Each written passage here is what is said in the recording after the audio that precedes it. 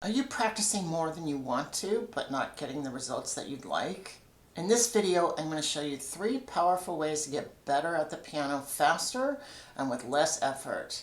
These strategies are so effective that they feel like cheating, but they're backed by brain science and years of results. Why should you listen to me? Well, one of my most gifted students performed twice on NPR's From the Top. A current student recently won the Boston International Piano Competition, and I myself won a competition and performed in Carnegie Hall. These results don't come from grinding away mindlessly. They come from smart practice strategies and musical know-how. We're going to hit the former in this video. Most pianists rely on repetition to improve, and I used to do the same. I didn't know any different until I got tendonitis, and I got very frustrated. And now I teach a better way. And the difference is night and day.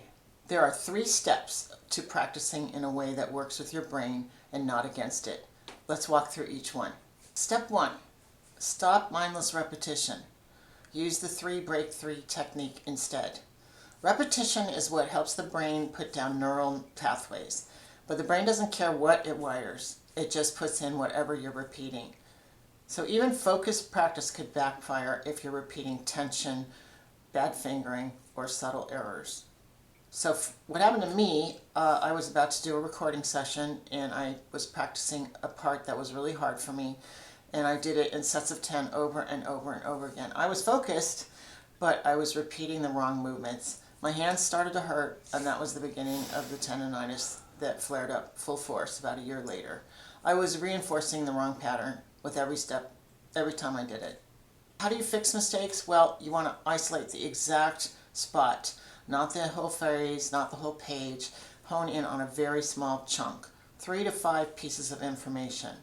That could be notes, that could be chords, maybe it's 3 measures, but almost never. You want to play the passage 3 times, slowly, at a tempo where you're 100% sure you won't make mistakes. A music teacher is working with a student. She's getting frustrated, and she says to the student, "If you can play that passage correctly on the first try, I'm going to give you this money." It was a $100 bill. The student's eyes got big. So if someone said that to you, what speed would you go? I'm going to bet, maybe even bet $100. It will be slower than you usually go. Once you've done your 3 repetitions, take a 10-second break. Look out the window. Get a glass of water. Sit and breathe. We all need more of that in our lives. Then you can repeat it 3 more times at the same slow tempo. This way you're only reinforcing accurate repetitions that have the solution that you want to be working on in them. You're not reinforcing different random versions. The 10-second break gives your brain a chance to consolidate the information. And brain research shows that during that break, your brain is very quickly rehearsing what it was that you just did. In terms of how to know that you're doing the right movements, that's much more complicated and hard to explain in a YouTube video. I have one, I'm going to link it here, that talks about some basics about how to play faster. I do work with people on that in my live community. We have 3 live online Q&A type sessions a month. And of course I can work with you on that in private lessons. So I'll link both those things in the description if you're interested. Step 2. Learn faster by resting more. So counterintuitive. This is the part that feels like cheating. So as I mentioned before, when you take a break, your brain is rehearsing what it was that you did after you stop. And there's studies that show that if you're taking a break, you learn faster. And this general principle is called interleaving, and it basically means mixing up what you're doing. Don't do one thing 45 times and then the next thing 45 times, but mix them up. So what I did before my last concert in January of this year is I did 1 practice session in the morning, and then I did another practice session at night, because there were studies that show that you learn at least, I think it was 25% faster, and I found it highly effective. I really can't recommend it enough. It doesn't have to be separated by that much time. You could do, 20 minutes before dinner, have dinner, and then do 5 minutes before you go to bed. Would you still be tapping into this effect? So whenever you're practicing, if you find your mind wandering, you feel bored, you feel mentally tired, just stop. Stop doing what you're doing.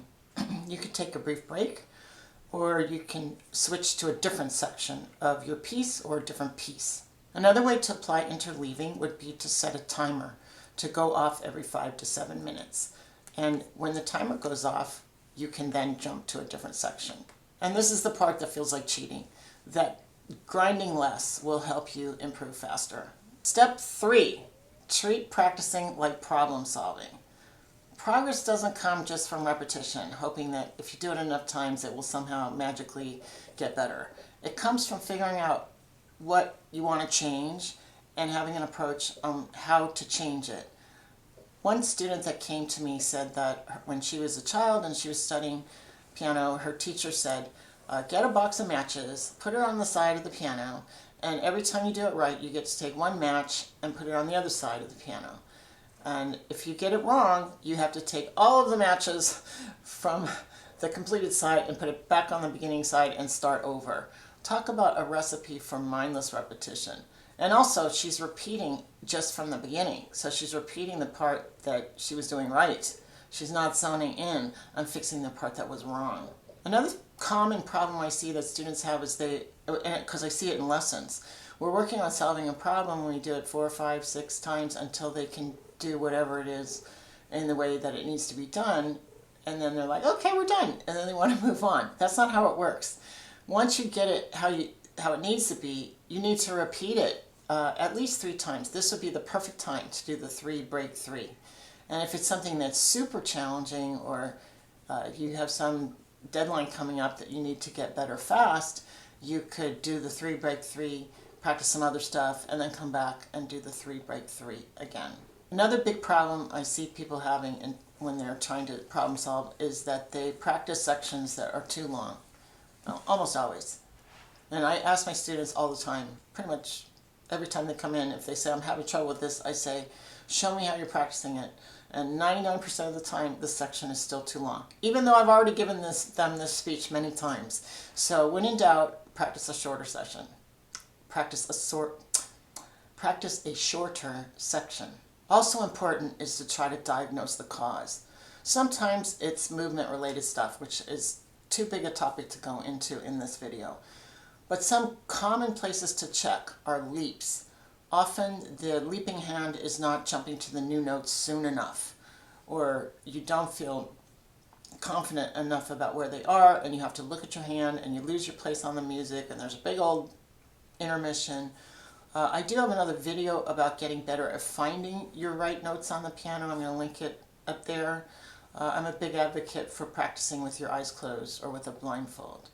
Another really common problem is that the fingering is bad. And that's, again, a very, very large subject.